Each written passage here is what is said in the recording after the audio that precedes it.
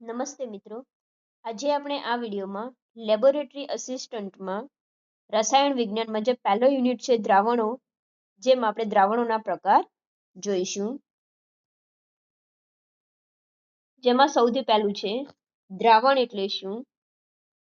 તેની વ્યાખ્યા જોઈએ. બે કે તેથી વધુ પદાર્થોના સમાંગ મિશ્રણને દ્રાવણ કહે છે. સમાંગ એટલે કે સમગ્ર દ્રાવણમાં ઘટકોનું સંગઠન અને ગુણધર્મો એક સરખા હોય. જેમાં જોઈએ દ્રાવક એટલે શું, તો દ્રાવણમાં જે ઘટકનું પ્રમાણ સૌથી વધારે હોય અને જે દ્રાવણની ભૌતિક સ્થિતિ નક્કી કરે તેને આપણે દ્રાવક કહીશું. દ્રાવ્ય એટલે દ્રાવણમાં જે ઘટકનું પ્રમાણ ઓછું હોય તેને આપણે દ્રાવ્ય કહીશું. હવે એમાં આપણે જોઈએ દ્રાવણોનું વર્ગીકરણ. દ્રાવ્ય અને દ્રાવકની ભૌતિક અવસ્થા ઘન, પ્રવાહી કે વાયુના આધારે દ્રાવણોને મુખ્ય 9 પ્રકારોમાં વહેંચી શકાય છે. જેમાં સૌથી પહેલા જોઈશું આપણે વાયુમય દ્રાવણ. અહીં દ્રાવક હંમેશા વાયુ હોય છે. જેમાં પહેલું જોઈશું વાયુમાં વાયુ દ્રાવણમાં જોઈએ, જેમ કે હવા છે જેની અંદર O2 અને N2 નું મિશ્રણ. બીજું જોઈએ વાયુમાં પ્રવાહી, જેમાં જોઈશું ભેજવાળી હવા અથવા ક્લોરોફોર્મની નાઇટ્રોજન વાયુ સાથે વરાળ. ત્રીજું જોઈએ વાયુમાં ઘન, હવામાં કપૂર અને ધુમાડા અથવા નાઇટ્રોજન વાયુમાં કપૂર. એના પછીનો પ્રકાર જોઈએ પ્રવાહી દ્રાવણો. અહીં દ્રાવક હંમેશા પ્રવાહી હોય છે. જેમાં પહેલું જોઈશું પ્રવાહીમાં વાયુ, સોડા વોટર, CO2 પાણીમાં અથવા પાણીમાં ઓગળેલ ઓક્સિજન. એના પછી જોઈએ પ્રવાહીમાં પ્રવાહી, પાણીમાં ઇથેનોલનું મિશ્રણ અથવા દૂધ અને પાણી. એના પછી જોઈએ પ્રવાહીમાં ઘન, પાણીમાં ઓગળેલ ખાંડ, ગ્લુકોઝ કે મીઠું. એના પછી જોઈએ ઘન દ્રાવણો. અહીં દ્રાવણ હંમેશા ઘન હોય છે. જેમાં પહેલું છે ઘનમાં વાયુ, જેમ કે પેલેડિયમ જેવી ધાતુની સપાટી પર હાઇડ્રોજન વાયુનું અધિશોષણ. એના પછી જોઈએ ઘનમાં પ્રવાહી, સોડિયમ એમાલ્ગમ અહીં પારો પ્રવાહી છે અને સોડિયમ ઘન છે. એના પછી જોઈએ ઘનમાં ઘન મિશ્ર ધાતુઓ, જેમ કે પિત્તળ કે 22 કેરેટ સોનું. એના પછી જોઈએ આપણે અહીંયા આ ટોપિકને ખાલી થોડી માહિતી પૂરતો જોઈ લઈએ છીએ સાંદ્રતાના પદો. જેમાં પહેલું છે મોલારિટી. 1 લિટર દ્રાવણમાં ઓગળેલા દ્રાવ્યના મોલને આપણે મોલારિટી કહીએ છીએ, જે તાપમાન સાથે બદલાય છે. એના પછી છે મોલાલિટી, જેને સ્મોલ m વડે દર્શાવવામાં આવે છે.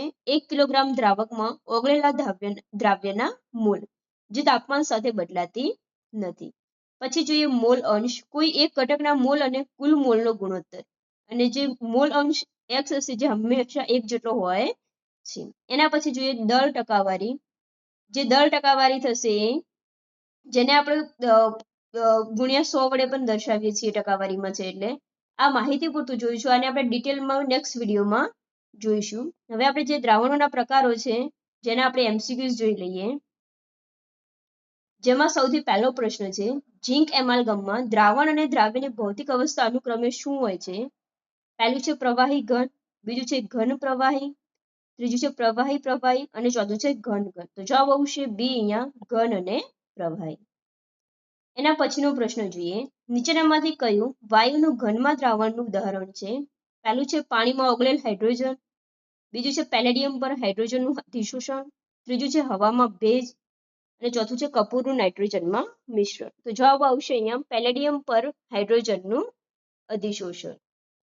એના પછીનો પ્રશ્ન જોઈએ ક્લોરોફોર્મ અને નાઇટ્રોજન વાયુનું મિશ્રણ એ કયા પ્રકારનું દ્રાવણ છે. પહેલું છે પ્રવાહીનું પ્રવાહીમાં, બીજું છે વાયુનું વાયુમાં, ત્રીજું છે પ્રવાહીનું વાયુમાં અને ચોથું છે ઘનનું વાયુમાં. તો જવાબ આવશે સી અહીંયા પ્રવાહીનું વાયુમાં. એના પછીનો પ્રશ્ન જોઈએ નીચેનામાંથી કયું મિશ્રણ સમાંગ મિશ્રણ મીન્સ કે દ્રાવણ તરીકે ઓળખાશે. જેમ કે પહેલું છે રેતી અને પાણી, બીજું છે તેલ અને પાણી, ત્રીજું મીઠું અને પાણી, ચોથું છે લોખંડનો ભૂકો અને સલ્ફર. તો જવાબ આવશે સી અહીંયા મીઠું અને પાણી. એના પછીનો પ્રશ્ન જોઈએ દ્રાવણની ભૌતિક અવસ્થા કોના પર આધાર રાખે છે.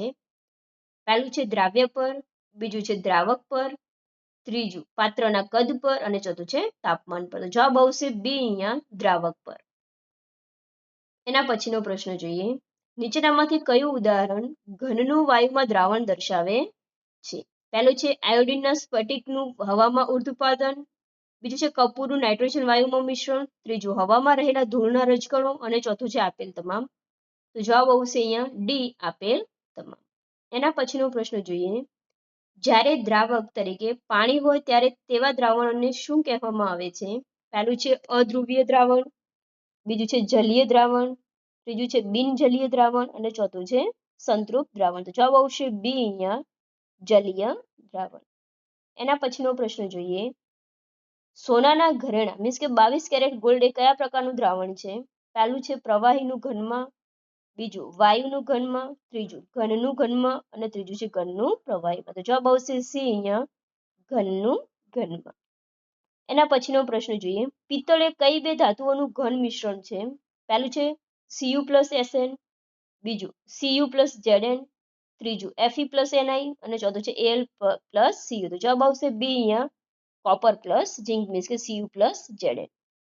એના પછીનો પ્રશ્ન જોઈએ. તાપમાનમાં ફેરફાર કરવા છતાં નીચેનામાંથી કયું મૂલ્ય બદલાતું નથી? જેમાં પહેલું છે મોલારિટી, જેને કેપિટલ M વડે દર્શાવાય, બીજું છે નોર્માલિટી, જેને કેપિટલ N વડે દર્શાવાય, ત્રીજું છે મોલાલિટી અને ચોથું છે ફોર્માલિટી. જવાબ આવશે સી અહીંયા, મોલાલિટી. આ પ્રશ્નો આપણે અમુક આ ટોપિકમાં લઈ લીધા છે, બાકી આપણે આના અલગથી પ્રશ્નો કાલે મીન્સ કે નેક્સ્ટ વિડીયોમાં જોઈશું. એના પછીનો પ્રશ્ન જોઈએ. 10% વેઇટ બાય વેટ ગ્લુકોઝના જલીય દ્રાવણનો અર્થ શું થાય છે? પહેલું છે 10 ગ્રામ ગ્લુકોઝ 100 ગ્રામ પાણીમાં છે, બીજું 10 ગ્રામ ગ્લુકોઝ 90 ગ્રામ પાણીમાં છે, ત્રીજું છે 10 ગ્રામ ગ્લુકોઝ 100 ml પાણીમાં છે અને ચોથું છે 90 ગ્રામ ગ્લુકોઝ 10 ગ્રામ પાણીમાં છે. તો જવાબ આવશે બી અહીંયા, 10 ગ્રામ ગ્લુકોઝ 90 ગ્રામ પાણીમાં છે. એના પછીનો પ્રશ્ન જોઈએ. દરિયાના પાણીમાં દ્રાવ્ય થયેલ ઓક્સિજન એ કયા પ્રકારનું દ્રાવણ છે? પહેલું છે પ્રવાહીનું પ્રવાહીમાં, બીજું છે વાયુનું વાયુમાં, ત્રીજું વાયુનું પ્રવાહીમાં અને ચોથું છે પ્રવાહીનું વાયુમાં. તો જવાબ આવશે સી અહીંયા, વાયુનું પ્રવાહીમાં.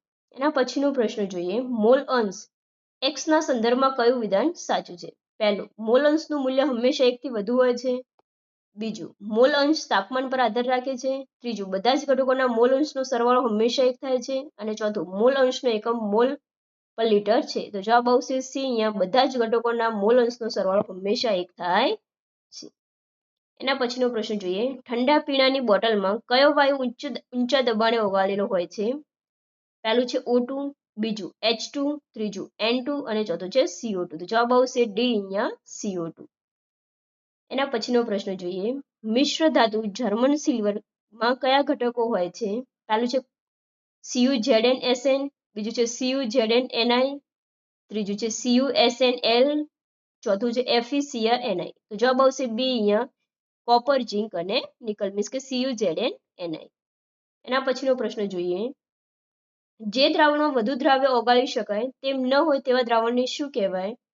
પહેલું છે મંદ દ્રાવણ, બીજું છે અસંતૃપ્ત દ્રાવણ, ત્રીજું છે સંતૃપ્ત દ્રાવણ અને ચોથું છે આદર્શ દ્રાવણ. જવાબ આવશે સી અહીંયા, સંતૃપ્ત દ્રાવણ. એના પછીનો પ્રશ્ન જોઈએ.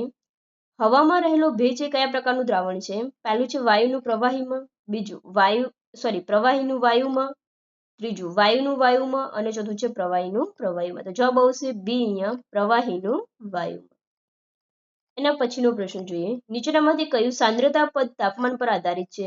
પહેલું છે %V/V, બીજું %W/W, ત્રીજું છે મોલ અંશ અને ચોથું છે ppm. તો જવાબ આવશે પહેલું એ %V/V.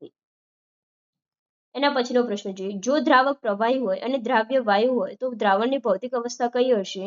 પહેલું છે વાયુ, બીજું છે પ્રવાહી, ત્રીજું છે ઘન અને ચોથું છે અર્ધઘન. તો જવાબ આવશે બી અહીંયા, પ્રવાહી.